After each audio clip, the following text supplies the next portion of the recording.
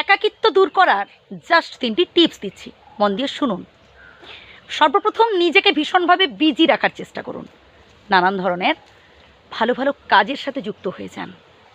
নানান ধরনের সমাজসেবামূলক কাজ আপনি করতে পারেন। আপনার যেসব কাজগুলো করতে ভালো লাগে, যেসব কাজগুলো করলে আপনি খুশি হন, করুন না, চুটিয়ে করুন। নিজেকে কখনো দীর্ঘ অবসরে রাখবেন না, বিজি রাখুন, ভীষণভাবে বিজি রাখুন। নাম্বার 2, লোকে কে কি ভাবলো আপনাকে নিয়ে, কে কি বললো আপনাকে, এসবে কান দেবেন না। আপনি নিজের কাজটা মন দিয়ে করুন, জীবনে সফল হয়ে ওঠার চেষ্টা করুন। 10 জনের সাথে বেঁচে থেকে যখন দিনের পর দিন তাদের থেকে কটু কথা, সমালোচনা, নিন্দা, সেই পাশের মানুষটার থেকে যখন দিনের পর দিন অপমানিত হতে হয়, এর থেকে নিজেকে একা রাখা অনেক ভালো।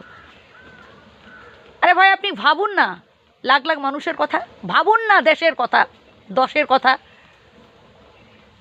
ব্লাডের সম্পর্কের থেকে আত্মার সম্পর্কটাই হচ্ছে সব থেকে বড় কথা। এই যে আপনি আমার কথাগুলো শুনছেন, আপনার সাথে আমার কোনো রকম ব্লাডের সম্পর্ক নেই, কিন্তু আছে একটা আত্মিক সম্পর্ক। তাই তো আপনি কথাগুলো শুনছেন, বা আমার কথাগুলো পছন্দ করেন, বা আমায় ভালোবাসেন আমার মোটিভেশনের জন্য, তাই তো আপনি শুনছেন। ঠিক এমনটাই হয়ে ওঠার চেষ্টা করতে হবে আমাদের প্রত্যেকের। আমি ছোট্ট একটা উদাহরণ দিলাম আর কি। দিনের পর দিন যখন আপনি পাশের মানুষটার থেকে অবহেলিত হতে থাকবেন, দিনের পর দিন যখন আপনার পাশে থাকা মানুষটা আপনাকে গুরুত্বহীন ভাবতে শুরু করবে, আপনাকে পাত্তা দেবে না, তার থেকে না ভাই একা আছেন অনেক ভালো। নিজের মতো করে বাঁচুন, নিজের মতো করে লাইফ লিড করুন।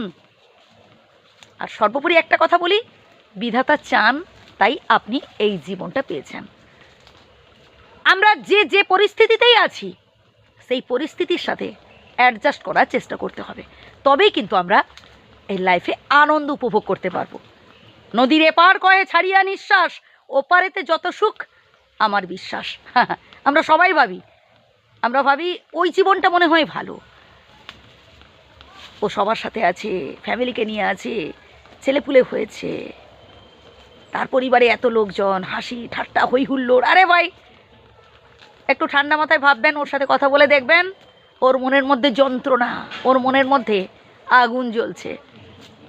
আপনি যে পরিস্থিতিতে আছেন ভাই, সেই পরিস্থিতির সাথে অ্যাডজাস্ট করার চেষ্টা করুন। আপনি যতটুকুন পেয়েছেন, আপনার যতটুকুন আছে, সেটাই আপনার সুখের, সেটাই আপনার কাছে অনেক। এই নিয়ে গর্ববোধ করুন না, মন থেকে ভরসা পেয়ে নেওয়ার চেষ্টা করুন, নিজেকে বিশ্বাস করুন, আর ভরসা রাখুন স্বয়ং বিধাতার কর্মের ওপর। তিনি যখন যেটা করেন আমাদের ভালোর জন্যই করেন বন্ধু। প্রয়োজনে প্রথম থেকে কথাগুলো শুনুন, উপকৃত হবেন। ধন্যবাদ।